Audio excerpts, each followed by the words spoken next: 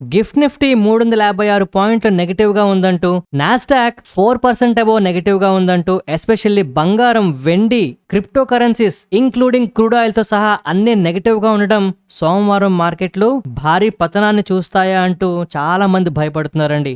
మార్కెట్లో ఈ భయాలున్నది నిజమే, కానీ మనం అర్థం చేసుకోవాల్సిన 2 ఇంపార్టెంట్ విషయాలున్నాయి. ఈ 2 విషయాలు అర్థమైతే మీకు ఆల్మోస్ట్ సగం భయం అయితే తగ్గిపోతుందండి. నేనైతే కాస్త బయట ఉండడం వల్ల మీకు స్క్రీన్ పూర్తిగా చూపించి చెప్పలేకపోతున్నానండి విషయాలన్నీ. బట్ నేను చెప్పే ఈ 2 పాయింట్లు ఒక్కసారి అర్థం చేసుకోవడానికి ట్రై చేయండి. ఎస్, మార్కెట్లో నిజంగా భయాలు పెరుగుతున్నాయి. కారణం ఏంటి? 2 విషయాలు ఉన్నాయండి. ఒకటి, ఏఐకి సంబంధించి for the first time growth ఇక తగ్గుతుందనేలాగా అనుమానాలు పెరగడం, ఏఐకి సంబంధించి టెక్నాలజీ స్టాక్స్ అన్ని పడిపోవడం, నాస్డాక్ నెగిటివ్ గా ఉందండి. అంతేకాదు, మొన్నటి వరకు కూడా బాగా పెరిగిన ఈ కోస్పీ కూడా ఆల్మోస్ట్ 5.87% మనకి నెగిటివ్ గా ఉంది. అయితే ఒకవేళ నిజంగా మార్కెట్ లో ఈ భయాలు ఈ ఏఐకి సంబంధించే ఉంటే ఖచ్చితంగా అది మనకి పాజిటివ్ విషయం అండి. ఎందుకనేది నేను చెప్తాను. కానీ మనం కూడా నిజంగా కాస్త ఆలోచించి జాగ్రత్త పడాల్సిన విషయం ఏంటి అంటే, ఒకవేళ ఈ ఫాల్ లేదంటే ఈ భయాలకి ప్రధాన కారణం మార్కెట్లో వచ్చిన జాబ్స్ డేటా అవ్వచ్చు, లేదు అంటే ఫర్దర్ గా ఇన్ఫ్లేషన్ పెరిగిపోతుందేమో భయాలు అవ్వచ్చు. ఇప్పుడు ప్రపంచమంతా కూడా కళ్ళు ఆర్పకుండా అమెరికాలో నెక్స్ట్ వడ్డీ రేట్లు ఏ విధంగా ఉండబోతున్నాయో భయపడుతూ చూస్తున్నారండి. కారణం ఏంటంటే, రీసెంట్ గా అమెరికాలో వాళ్ళకి జాబ్స్ డేటా వచ్చింది. 80,000 కొత్త జాబ్స్ యాడ్ అవుతాయి అనుకుంటే అక్కడ 170,000 జాబ్స్ యాడ్ అయ్యాయండి. అంటే ఖచ్చితంగా ఎకానమీ స్ట్రాంగ్ గా ఉన్నట్టే, అంటే కొత్త జాబులు క్రియేట్ అవుతున్నాయి అంటే ఎకానమీ స్ట్రాంగ్ గా ఉన్నట్టే. కానీ ఈ టైంలో వాళ్ళ ఇన్ఫ్లేషన్ 3 సంవత్సరాల హైయెస్ట్ పొజిషన్ లో ఉందండి. నెక్స్ట్ ఫర్దర్ గా 2 రోజుల్లో ఇన్ఫ్లేషన్ డేటా కూడా వాళ్ళకి రాబోతోంది.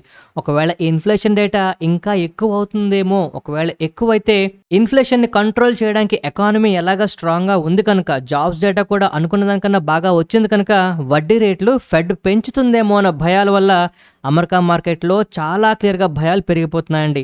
ఒకవేళ ఇన్ఫ్లేషన్ పెరిగి దాన్ని కంట్రోల్ చేయడానికి వడ్డీ రేట్లు ఫెడ్ కనుక పెంచితే, ఈ వడ్డీ రేట్ల పెంపు అనేది ఎమర్జింగ్ మార్కెట్స్ అయిన మన ఇండియా కూడా చాలా చాలా నెగిటివ్ విషయం. అండ్ మనం ఎప్పటి నుంచో మాట్లాడుకుంటున్నామండి, ఎప్పుడైతే ప్రపంచవ్యాప్తంగా వడ్డీ రేట్లు తక్కువ ఉంటాయో అప్పుడే గ్లోబల్గా మార్కెట్లన్నీ బాగా రాణిస్తాయి. ఇప్పుడు మన ఇండియాలో అలాగే అమెరికాలో వడ్డీ రేట్లు కంపేర్ చేసుకుంటే ఈ వ్యత్యాసం ఇంతకు ముందు చాలా ఎక్కువ ఉండేదండి. అది నెమ్మదిగా తగ్గిపోతుంది. ఇప్పుడు మీరే ఆలోచించండి, అమెరికాలో వచ్చే వడ్డీ రేట్ల కన్నా మన ఇండియాలో వచ్చే వడ్డీ రేట్లు ఎక్కువ ఉంటేనే కదా మన దగ్గర పెట్టుబడులు వస్తాయి, ఇక్కడ ఎక్కువ వడ్డీ వస్తుందని.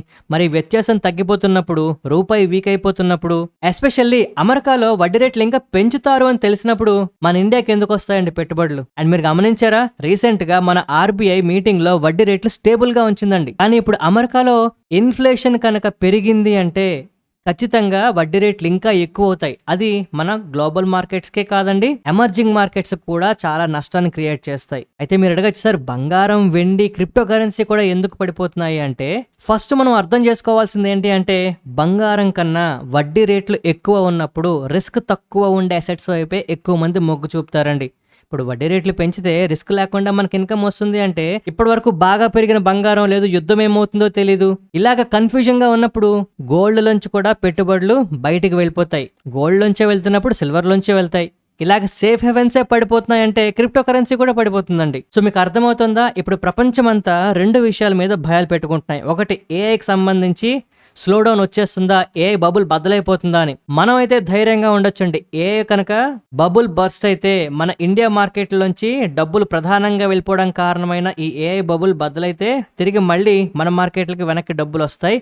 ఇది మనకి పాజిటివ్ విషయం. తాత్కాలికంగా చిన్న ఫాల్ ఉన్నా మనం భయపడాల్సిన అవసరం లేదు. బట్ ఇప్పుడున్న భయాలు ఫర్దర్ గా ఇన్ఫ్లేషన్ పెరిగిపోతుందేమో, వడ్డీ రేట్లు పెంచుతుందేమో, వడ్డీ రేట్లు పెంచితే ఇంకా ఇబ్బంది అవుతుందనే భయాలు ఉన్నాయి చూసారా, ఇది కనుక నిజమైతే మాత్రం మనం కూడా కొంతవరకు ఫర్దర్ గా మన మార్కెట్ లో 5 to 6% వరకు ఫాల్ మనం చూసినా ఆశ్చర్యపోవాల్సిన అవసరం లేదండి. ఇక మూడో ముఖ్యమైన విషయం ఏంటి అంటే, నిన్నటి వరకు క్రూడ్ ఆయిల్ ప్రైసెస్ మనకి ఇబ్బంది పడుతున్నాయండి. ఇప్పుడు అమెరికా మార్కెట్ లేదు, ఇండియన్ మార్కెట్ లేదు, ప్రపంచ మార్కెట్లు అన్ని కూడా సడన్ గా ఒక్కసారిగా ఈ క్రూడ్ ఆయిల్ ప్రైసెస్ లేదంటే జరుగుతున్న యుద్ధాల మించి సెంటిమెంట్ ని రాత్రికి రాత్రి ఒక్కసారిగా ఇప్పుడున్న ఇంట్రెస్ట్ రేట్ల వైపు లేదంటే జాబ్స్ డేటా వైపు తీసుకొచ్చాయి. సో దీనివల్ల ఇప్పుడు దీనికి సంబంధించి ఇంపార్టెన్స్ లేకపోలేదండి. ఖచ్చితంగా మార్కెట్లు దీన్ని కూడా దృష్టిలో పెట్టుకుంటాయి. ఎందుకంటే మనందరం చూస్తూనే ఉన్నాం, కువైట్ లో సైరన్స్ మోగుతూనే ఉన్నాయండి. పీస్ డీల్ జరుగుతుందని అందరూ చెప్తున్నా వెనకాల ఖచ్చితంగా దాడులు జరుగుతున్నాయి. అండ్ ఈ దాడులు జరుగుతున్నా కూడా క్రూడ్ ఆయిల్ ప్రైసెస్ కొంతవరకు మనకి తగ్గడం అనేది కొంత పాజిటివ్ విషయం. అండ్ ఈ టైంలో ఇరాన్ దగ్గర నుంచి మరొక పెద్ద డిమాండ్ అయితే వస్తుందండి. నిన్న మొన్నటి వరకు మా యురేనియం నిల్వలు మీకు ఇవ్వము అంటూ చెప్పిన వాళ్ళు ఇప్పుడు వేరే దేశంకి అటు చైనాకో లేదు రష్యాకో ఇస్తామని చెప్పడం ఏంటి అంటే హమ్మయ్య ఊపిరి పీల్చుకున్న క్రూడ్ ఆయిల్ ప్రైసెస్ అన్ని కూడా ఎంతో కొంత ఇరాన్ ఒప్పుకుందని. కానీ ఇప్పుడు సడన్ గా వీళ్ళు ఏం కండిషన్ పెడుతున్నారు, మా ఆస్తుల మీద ఏవైతే మీరు శాంక్షన్స్ పెట్టి ఆపారో లేదు అంటే ఫ్రీజ్ చేశారో వాటిని రిలీజ్ చేయండి, ఎందుకంటే ఇంతవరకు మీరు చెప్పిన ఏ మాటని నిలబెట్టుకోలేదు, మీ మీద మాకు నమ్మకం కుదరాలంటే మీరు ఫస్ట్ ఏవైతే ఆస్తులు మీరు ఫ్రీజ్ చేస్తారో వాటిని అన్ఫ్రీజ్ చేయండి, అప్పుడే పీస్ డీల్కి మేము మాట్లాడతామనేలాగా లేదు ఫర్దర్గా చర్యల గురించి మేము ప్రయత్నం చేస్తామనేలాగా కామెంట్ చేయడం మార్కెట్లో మళ్ళీ టెన్షన్స్ పెరగడానికి ఛాన్స్ ఉందండి. మనందరికీ తెలుసు పేపర్ మీదే మనకి సీజ్ ఫైర్ కానీ పీస్ డీల్స్ కానీ జరుగుతున్నాయి, కానీ బయట బాహ్య ప్రపంచంలో ఒకరి మీద ఒకరు ఖచ్చితంగా దాడులు చేసుకుంటున్నారండి.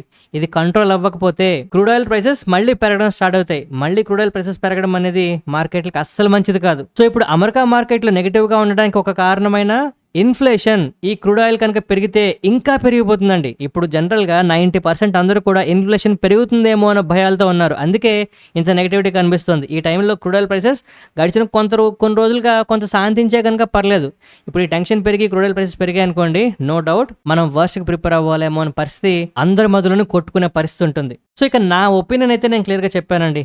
ఏఐ వల్ల ఏ భయాల వల్ల మార్కెట్లు పడితే చాలా సంతోషం, మన మార్కెట్లోకి పెట్టుబడులు తిరిగి వెనక్కి రావచ్చు. కొంత టెంపరీ ఇబ్బంది ఉన్నా మనకు ప్రాబ్లం లేదు. బట్ ఈ క్రూడ్ ఆయిల్కి సంబంధించి కానీ లేదు అంటే వడ్డీ రేట్లకు సంబంధించి కానీ మనకి క్లారిటీ రాకపోయినా ఇబ్బందే, లేదు వాటికి సంబంధించి ఫర్దర్గా వడ్డీ రేట్లు పెంచుతామో ఇన్ఫ్లేషన్ పెరుగుతుందన్న కూడా ఇబ్బందేనండి. ఈ డేటా మనకి నెక్స్ట్ 2-3 రోజుల్లో రాబోతుంది. నేను బయట ఉండడం వల్ల ఈ డేట్లు నాకు సరిగ్గా గుర్తులేవండి. నా అంచనా ప్రకారం అయితే 9-10 తారీఖుల్లో మనకి ఇన్ఫ్లేషన్ డేటా రాబోతోంది. ఆ ఇన్ఫ్లేషన్ డేటాని వచ్చిన తర్వాత ఫెడ్ వాళ్ళు దాని డెసిషన్ మరొక వారం రోజుల్లో తీసుకోవడానికి అవకాశం ఉంటుందండి. మొత్తానికి ఏంటి అంటే నెక్స్ట్ 5-10 రోజుల్లో మార్కెట్లు షేక్ అయ్యేలాగా వాలటాలిటీ మనం చూస్తామండి.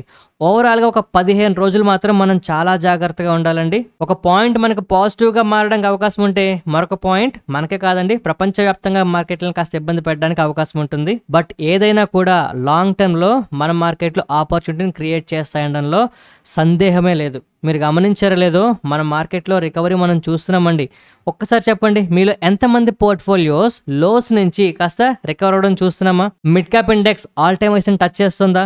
ఎస్ఎంఈ స్టాక్స్ అన్ని కూడా కొంతవరకు పర్ఫామ్ చేస్తున్నాయా? రీసెంట్ గా వచ్చిన రిజల్ట్స్ లో కూడా మనకి కొంత ఇంప్రూవ్మెంట్ కనిపిస్తుందా? ఇవన్నీ కూడా ఒక ఇండికేషన్ ఏంటి అంటే యుద్ధానికి సంబంధించి టెన్షన్లన్నీ కొంతవరకు సద్దుమణుగుతున్నాయి. యుద్ధం ఇక ఇంతకన్నా ఎక్కువ అవ్వద్దు అనే ఒక ఆలోచన మార్కెట్లో కనిపిస్తుందండి. బట్ ఈ టైంలో కొత్త భయాలు, ఇన్ఫ్లేషన్ పెరిగిపోతే లేదు అంటే వడ్డీ రేట్లు పెరిగిపోతే ఇలాంటి భయాల వల్ల మార్కెట్లో ఏ వల్ల ఇంకా ప్రమాదం అవుతుందేమో వీటి వల్ల కాస్త టెన్షన్ వస్తుంది. కానీ వీటిల్లో కొన్ని విషయాలు ఏమాత్రం సద్దుమణిగిన మార్కెట్లో రికవరీ మనకి కంటిన్యూ అవుతుందండి. బట్ స్టిల్ షార్ట్ టైంలో కొంత ఇబ్బంది అయితే మనకు ఉండక తప్పదు. దీన్ని మనం తట్టుకోగలిగితే ఖచ్చితంగా ఫర్దర్ గా మంచి ఆపర్చునిటీస్ మన చేతుల్లోకి రావడానికి అవకాశం ఉంటుందండి. ఇవాళ నేను చెప్పిన పాయింట్స్ మీకు కరెక్ట్ అనిపించినా నచ్చినా మన వీడియోకి తప్పకుండా లైక్ చేయండి, మన ఛానల్ కి సబ్స్క్రైబ్ చేయండి. ఈ హెల్ప్ చేస్తారని ఆశిస్తూ ఈ వీడియో మీ అందరికీ కొంత హోప్ ని క్రియేట్ చేసి ఉంటుంది, భయాన్ని కాస్త తగ్గించి ఉంటుందని ఆశిస్తున్నానండి. సో ఇప్పుడు చెప్పిన ఈ పాయింట్స్ మీద మీ ఒపీనియన్ ఏంటో కూడా కామెంట్ సెక్షన్ లో తప్పకుండా మీ ఫీడ్బ్యాక్ చెప్పండి. మీరు ఇచ్చే ఫీడ్బ్యాక్ నా కోసం కాదండి, మార్కెట్లో భయపడుతున్న వాళ్ళందరికీ కూడా ఎంతో కొంత ఉపశమనాన్ని అయితే క్రియేట్ చేస్తుందని ఆశిద్దాం. ఆన్ దిస్ నోట్ మరొక మంచి వీడియోతో కలుద్దామండి. ధన్యవాదాలు.